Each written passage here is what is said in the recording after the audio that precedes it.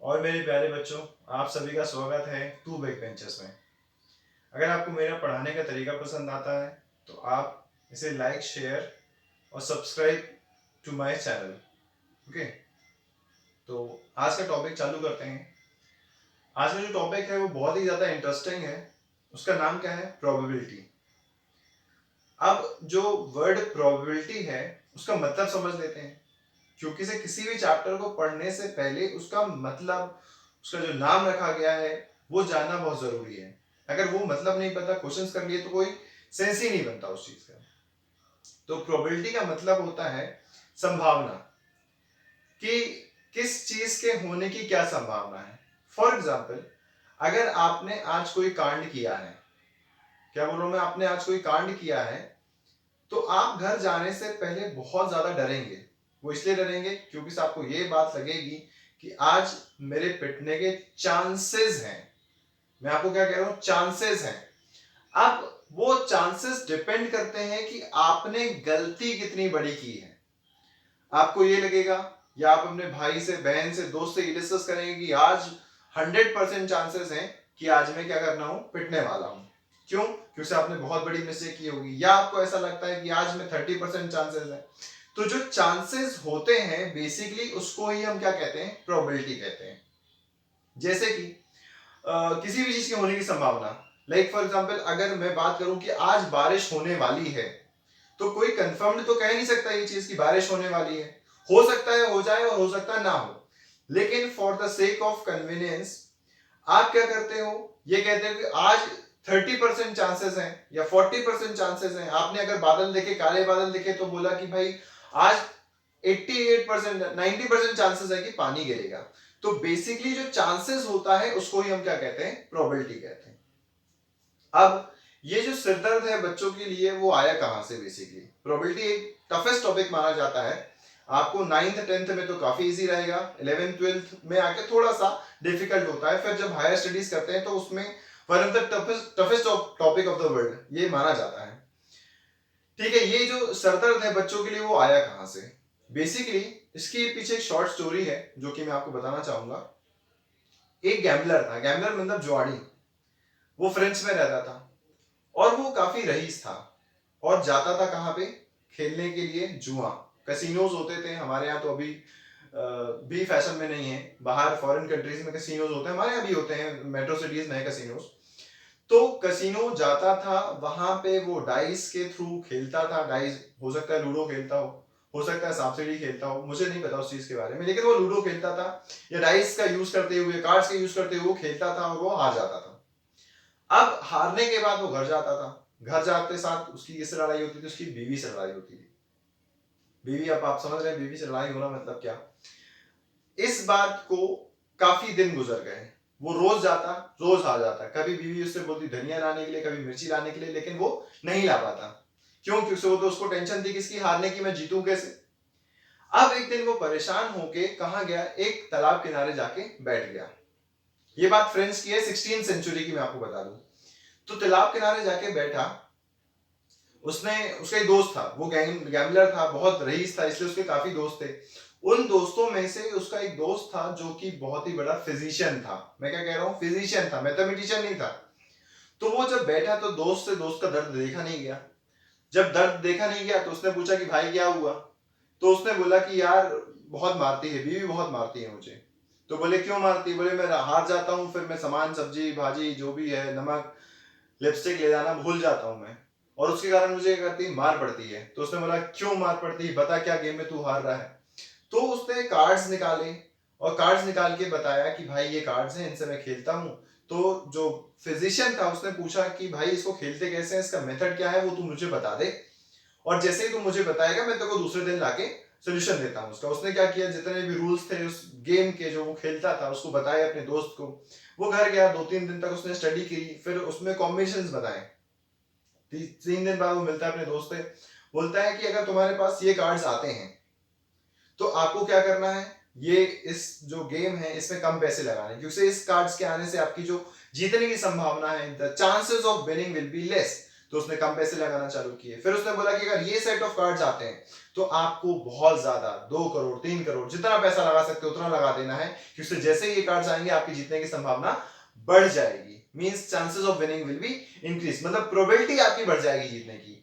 तो वहां से उस फिजिशियन ने डिस्कवर किया कि प्रोबेबिलिटी होती क्या है और कैसे उसको और अप्लाई कर सकते हैं हम अपन रियल लाइफ में। उसने अपने दोस्त को बताया, रोज खुशी खुशी जाने लगा, उनका जो वैवाहिक जीवन था वो काफी अच्छे से गुजरने लगा। खैर हमें उससे कोई मतलब नहीं है, हम अपने चैप्टर पे कंसंट्रेट करते हैं। मैंने जैसे बताया कि ये बना कैसे, आपके पास पहुंचा कैसे प्रोबेबिलिटी, तो मैं ऐसी आशा करता हूं कि आपको प्रोबेबिलिटी का मतलब समझ में आ गया होगा।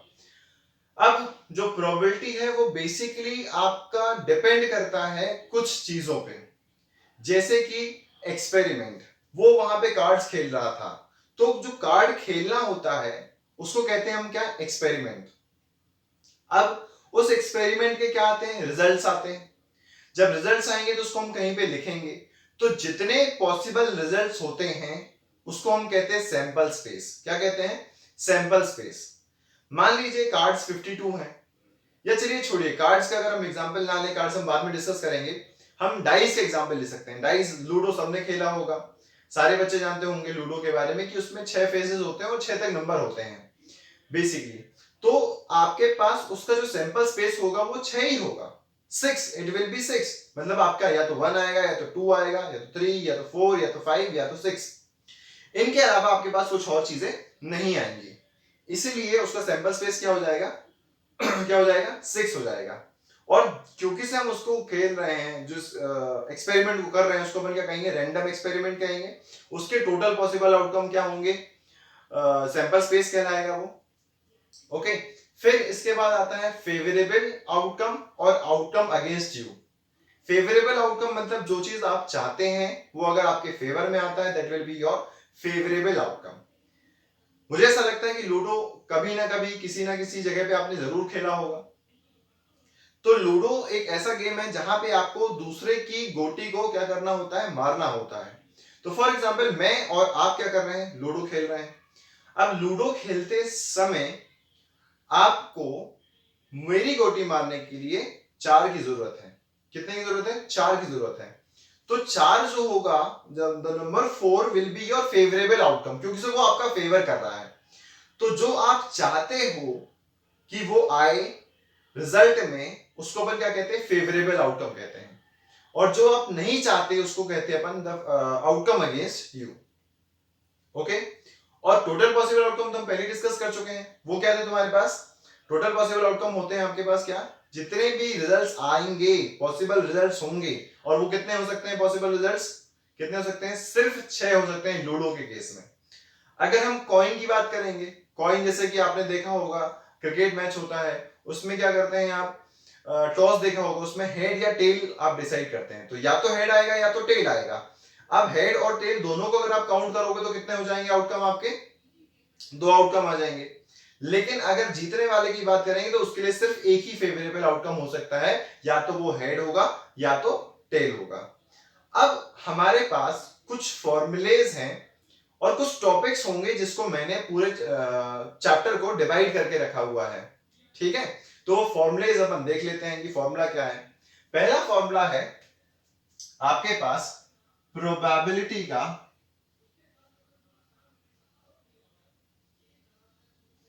वो है क्या, favourable outcome divided by total possible outcome. ये है आपके पास पहला फॉर्मूला।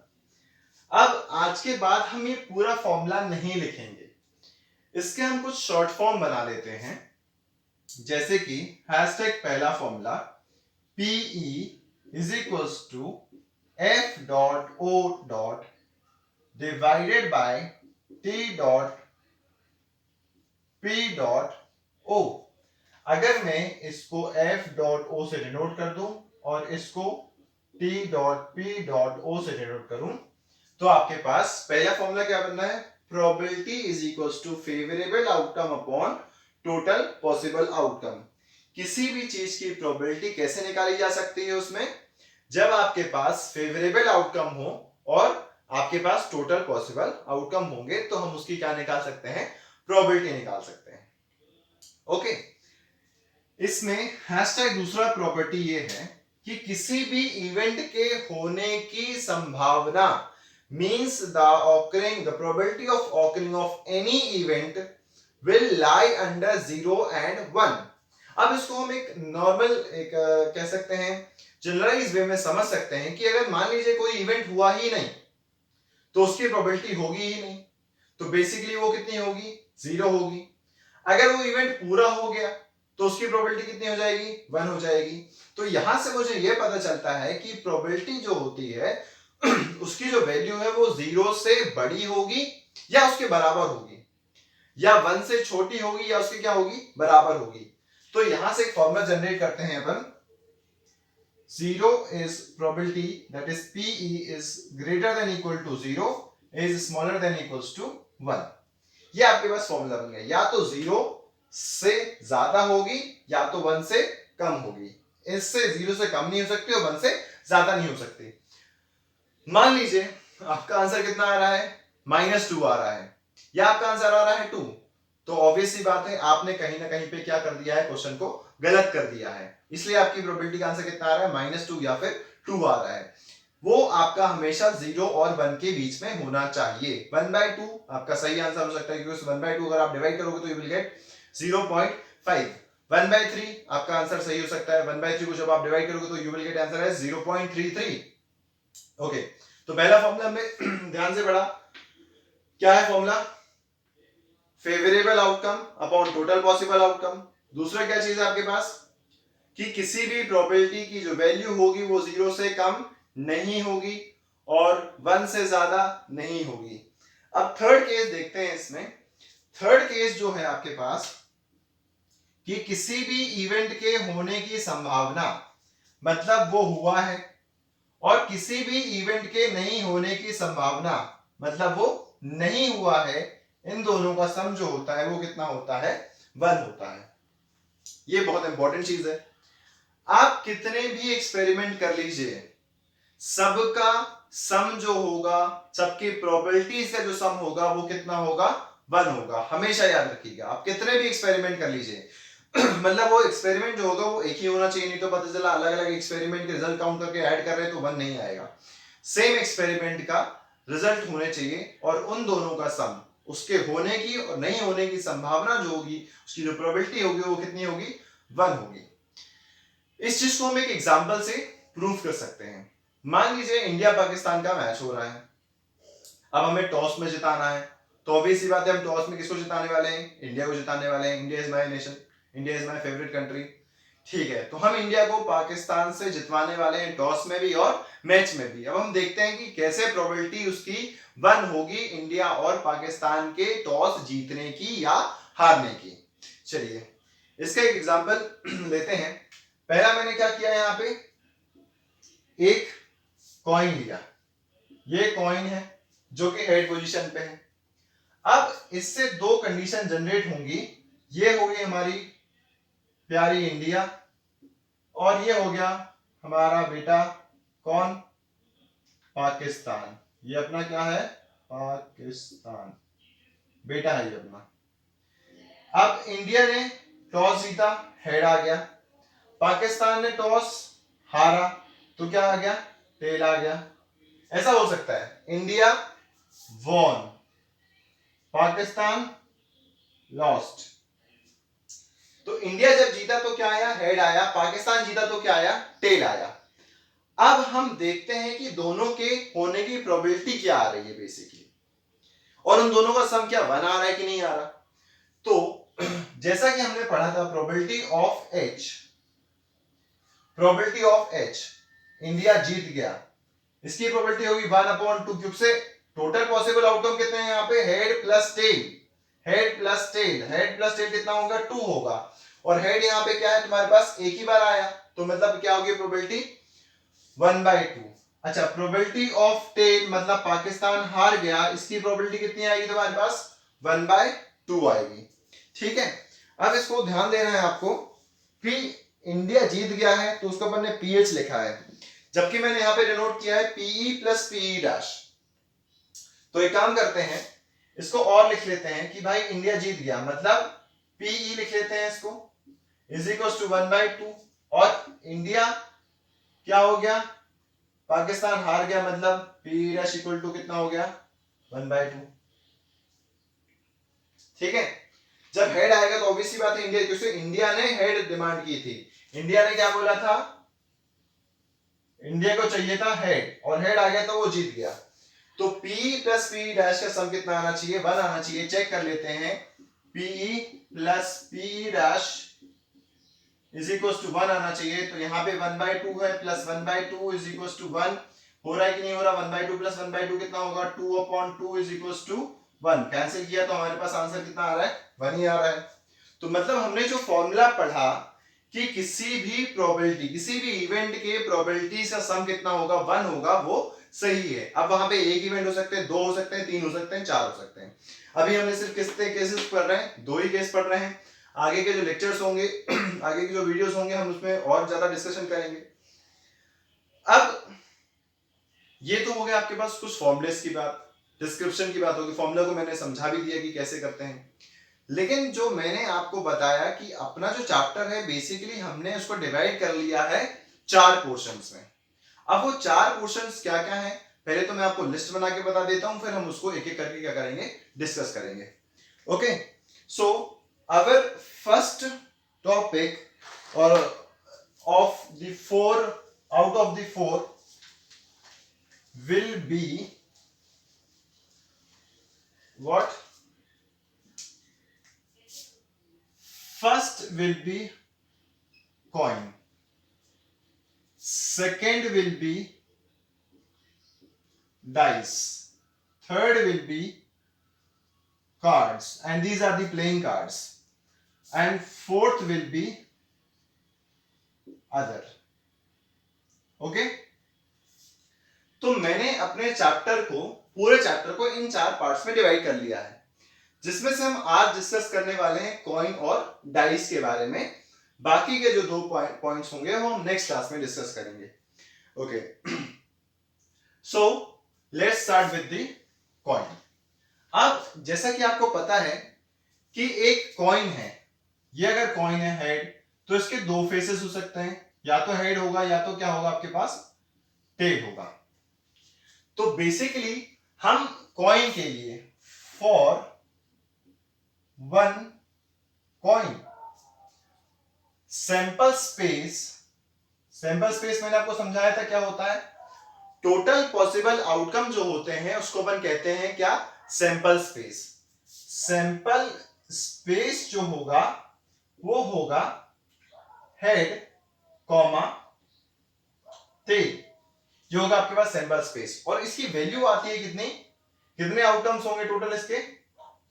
अपन आउटकम की अगर बात करें तो ये होंगे 2 होंगे फॉर 1 कॉइन। ये हैशटैग फर्स्ट। सेकेंड हैशटैग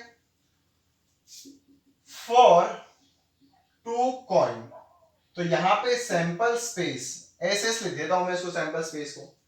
यहां पे सैंपल स्पेस बनेगा आपके पास HH HT TH TT। मतलब इसका पहले वाले कॉइन में हेड आया तो दूसरे में भी हेड आया, पहले में हेड आया तो दूसरे में टेल आया, पहले में टेल आया दूसरे में हेड आया, दोनों में क्या आ गए? टेल आ गए। तो यहां से जो आउटकम हो रहा है आपके पास, आउटकम वो कितना आ रहा है तुम्हारे पास? 4 आ रहा है। अब 4 ये आया कैसे कि 2 कॉइन थे तो मैंने 2 इंटू क्या कर दिया? 2 कर दिया, इसलिए 4 आया। ठीक है, अब हम थर्ड केस के लिए आउटकम को गैस कर सकते हैं। फॉर 3 कॉइन हम आउटकम डिस्कस कर सकते हैं कैसे? 3 कॉइन, यहां पे कितने आउटकम थे? 2 इंटू 1। एक कॉइन था तो 2 इंटू 1, 2 कॉइन हुए तो 2 इंटू 2, 3 कॉइन होंगे तो आउटकम जो होगा आपके पास वो कितना होना चाहिए? 2 इंटू 2 इंटू 2। कितनी बार आएगा यहाँ पे? 3 टाइम्स, मतलब इसका आंसर लिख सकते हैं 2 की पावर 3 इज इक्वल्स टू 8। कितना आउटकम आएंगे?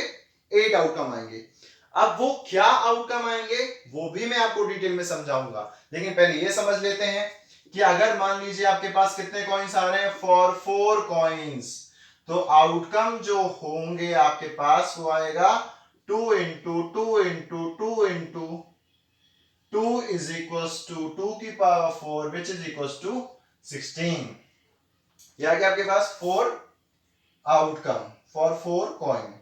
अब मान लीजिए आपके पास कॉइन्स बढ़ते चले जा रहे हैं, बढ़ते चले जा रहे हैं, मतलब कितना हो गए, फॉर n कॉइन्स, तो आउटकम जो होंगे वो अब तक आप गैस कर चुके होंगे कि वो कितने हो सकते हैं, 2 की पावर n।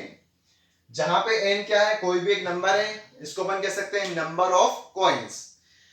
अगर मान लीजिए आपके पास 5 कॉइन है, 5 को अगर अपन ने टॉस किया तो आंसर क्या आएगा, 2 की पावर 5, एंड 2 की power 5 is not 10, 2 5 10 is the wrong answer, 2 to the power 5 is 32। अगर 6 कॉइन है तो कितना आएगा आपके पास, 2 की पावर 6 आएगा, 2 की power 6 is what, 64। 2 to the power 6 is not equals to 12। बच्चे कई बार क्या कर देते हैं, गलती कर देते हैं। अब मैंने आपको आउटकम यहाँ पे सैंपल स्पेस दो, एक कॉइन था उसके लिए बता दिया था, सैंपल स्पेस 2 कॉइन के लिए बता दिया, लेकिन हमने इसके लिए नहीं बताया और इसके लिए नहीं बताया। तो वो डिस्कस कर लेते हैं कि वो कैसे आपका सैंपल स्पेस आएगा, कैसे उसको बनाना है, उसकी ट्रिक क्या है। मैं आपको 2 टू दी पावर 3 के लिए बताऊंगा, मींस 8 आउटकम के लिए बताऊंगा, आपको 4 मींस 2 टू दी पावर 4 के लिए आपको खुद से सॉल्व करना होगा। That will be your today's task. Okay, तो अब हम ट्रिक समझ लेते हैं कि कैसे हम उसके आउटकम को बनाना है। पहले तो हम डिटेल में समझेंगे, उसके बाद मैं आपको एक ट्रिक बताऊंगा। मान लेते हैं, यहां पे लिख देता हूं मैं हेडिंग फॉर 3 कॉइन। तो मान लेते हैं ये हेड है आपके पास। अगर ये हेड है तो यहां से आपने फर्स्ट ट्रायल भेजा, फर्स्ट ट्रायल, तो यहां से क्या होगा, या तो हेड आएगा या तो टेल आएगा। फिर सेकेंड ट्रायल में भी आप क्या कर सकते हैं, ये हो गया सेकेंड ट्रायल आपका, यहां से अगेन हेड, अगेन टेल, फिर से तुम्हारे पास क्या आएगा, हेड आएगा, फिर से क्या आएगा तुम्हारे पास, टेल आएगा। तो एक अटेम्प्ट हो चुका है, दूसरा अटेम्प्ट हो चुका है, अब हमें एक और अटेम्प्ट, क्योंकि 3 कॉइन्स हैं, या फिर एक कॉइन को 3 बार उछाल लो या 3 कॉइन को उछालो, your result will be same. एक कॉइन को 3 बार उछालो या 3 कॉइन को एक बार उछालो, रिजल्ट विल बी सेम, आपके 8 ही रिजल्ट आने वाले हैं। तो हम करते हैं क्या, थर्ड अटेम्प्ट, ये हो गया तुम्हारे पास third attempt. From again this position you will get head, you will get tail, और हेड और टेल, यहां से भी आपको क्या मिलेगा, हेड मिलेगा, या तो टेल मिलेगा, या तो हेड मिलेगा, या तो क्या मिलेगा आपके पास, टेल मिलेगा। अब हम इसको क्या करते हैं, नोट करना चालू करते हैं। तो बहुत ध्यान से देखिएगा, अगर हम आउटकम लिखने वाले हैं, फिर उसकी मैं शॉर्ट ट्रिक बताने वाला हूं। ये तो हमको नहीं लिखना है, ये तो हमारा ओरिजिनल पोजीशन था। हमें किस पे ध्यान देना है, बाकी के बचे हुए। तो देखिए, हेड हेड हेड, पहला आउटकम आया, हेड हेड हेड। ये अपन सैंपल स्पेस बताना है किसका, जब आपके पास कितने आउटकम होंगे, 8 आउटकम्स होंगे। फिर हम बाद में काउंट भी करके देखेंगे कि वो एग्जैक्टली 8 आ रहे कि नहीं आ रहे। तो ये हो गया हेड हेड हेड हो गया, फिर head head tail, head head tail आ गया, फिर head tail head, head tail head, then head tail tail, head tail tail, then tail head head, tail head head, then tail head tail, tail head tail, then tail tail head, tail tail head, last वाला क्या आएगा, tail tail tail। अब हम count करके देख लेते हैं, ऐसे करने से क्या होगा, एक भी जो आउटकम होंगे आपके मिस नहीं होंगे। काउंट करके देख लेते हैं, दिस इज 1 2 3 4 5 6 7 8, ग्रेट। हमारे पास तो पूरे 8 के 8 रिजल्ट आ गए, और यही तो हमारे पास आउटकम थे। तो अब ये तो मैंने आपको डिटेल में समझा दिया कि कैसे हमारे पास 8 आउटकम आने वाले हैं। इसकी ट्रिक समझ लेते हैं। ट्रिक आपके पास बहुत आसान है, ट्रिक जो है बहुत ही आसान है। वो ट्रिक कुछ ऐसी है कि आपको नंबर ऑफ आउटकम्स को देखना है, number of outcome, number of outcome कितना है तुम्हारे पास? 8 है। कितना है? 8। अब 8 का आप क्या करिए? आधा करिए। कितना? आधा। 8 का आधा कितना होगा? 4 मीन्स 4। ठीक है, तो देखिए 4 times head, head head head head, यहां पे फिर 4 times tail, tail tail tail tail. अब 4 तो यहां पे हो चुके थे, 4 का भी आधा करिए। 4 का आधा कितना होगा? 2। मतलब head head tail tail, head head tail tail. फिर क्या आएगा तुम्हारे पास? Head tail. 2 का भी आधा करिए, head tail head tail head tail head tell. अब आप क्या कर सकते हैं? कंपेयर कर सकते हैं। देखिए मैंने आपको क्या बोला था? आउटकम को देखिए, 8, 8 का आधा 4, 4 बार हेड 4 बार टेल। फिर 4 का आधा क्या? 2, 2 बार हेड 2 बार टेल, 2 बार हेड 2 बार टेल। फिर 2 का भी आधा क्या? एक बार head tail head tail head tail head tail head tail. अच्छा, हमारे पास 3 कॉइन्स थे, तो ये हो गया तुम्हारे पास फर्स्ट कॉइन का आउटकम, ये सेकंड कॉइन का आउटकम, ये थर्ड कॉइन का आउटकम। आप देख सकते हैं फर्स्ट कॉइन सेकंड कॉइन का आउटकम क्या आ रहा है आपके पास। ओके, तो ये हो गई आपके पास ट्रिक। जितने भी नंबर आएगा, जितने भी आउटकम आएंगे, उसका क्या करो? आधी बार एच लिखो, आधी बार टी लिखो। लाइक फॉर एग्जांपल, अगर आपको क्या करना है? आउटकम के लिए कितना लिखना है तुम्हारे पास? आउटकम 16 आ रहा है, तो 16 का आधा कितना होगा? 16 का आधा कितना होगा? 8 means 8 means you have to write how many times h? 8 times. Then how many times t? 8 times. फिर उसके बाद उसका 8 का आधा करिए 4, फिर 8 4 का आधा करिए 2, ऐसे करके आप लिख सकते हैं। अगर आपको कुछ डाउट आता है तो आप मुझे कमेंट कर सकते हैं, कमेंट बॉक्स में कमेंट करके पूछ सकते हैं। और जल्दी हमारी क्या है, लाइव क्लासेस चालू होने वाली हैं, तो आप उस पर भी आप ज्वाइन कर सकते हैं। फ्री लाइव क्लासेस हैं ड्यू टू कोरोना वायरस, और मैं चाहता हूं कि कोई भी बच्चा खाली ना बैठे, ये टाइम का यूटिलाइजेशन हो जाए। अच्छा, ये तो हो गया हमारे पास किसका डिस्कशन? कॉइन का डिस्कशन। अब हम नेक्स्ट टारगेट कर सकते हैं किस पे? डाइस पे। ठीक है, कि डाइस के अगर क्वेश्चंस आएंगे तो कैसे बनेगा काम। ओके, सो चालू करते हैं अपन डाइस के क्वेश्चंस के लिए। सबने लूडो तो खेला ही होगा। लूडो खेलते समय अपन ने डाइस का ध्यान दिया होगा। अब डाइस जो होता है उसमें बेसिकली 6 इक्वल फेसेस होते हैं। 6 इक्वल फेसेस होने के कारण उसका जो आउटकम आता है, डाइस का जो आउटकम होगा वो कितना आएगा आपके पास? 6 आएगा। वो मैं आपके पास लिख देता हूं। फॉर 1 डाइस, आउटकम और सैंपल स्पेस दोनों होंगे बराबर, तो होगा 1 2 3 4 5 6। तो आउटकम जो होंगे, या इसको अपन एक काम करते हैं, सैंपल स्पेस लिख लेते हैं एस एस, और आउटकम को लिख लेते हैं, या टीपीओ जो होगा, टोटल पॉसिबल आउटकम, वो होगा 6 फॉर 2 डाइस। अब इसका सैंपल स्पेस बना पाना थोड़ा सा मुश्किल काम है, इसलिए मैं पहले क्या लिख देता हूं? Total possible outcome. मैंने आपको बताया था कि अगर एक डाई होगा तो 6 इंटू 1, यहां पे कितना होगा? 6 इंटू 2, मतलब सॉरी 6 इंटू कितना होगा? 6 इंटू 6 होगा यह आएगा तुम्हारे पास 36। ये हो गया तुम्हारे पास पहला केस। दूसरा केस, थर्ड केस क्या होगा? फॉर 3 डाइस, इसका टोटल पॉसिबल आउटकम जो होगा वो कितना होगा? 6 इंटू 6 इंटू 6 होगा, मतलब ये कितना आएगा? 216 मींस 216। यहां पे नेक्स्ट देख सकते हैं, for N dice, for N dice, ये आपने इसको लिखने का तरीका ऐसा था। तो टोटल पॉसिबल आउटकम जो होगा वो होगा 6 into 6 into 6, how many times? n times, means your answer will be 6 to the power n।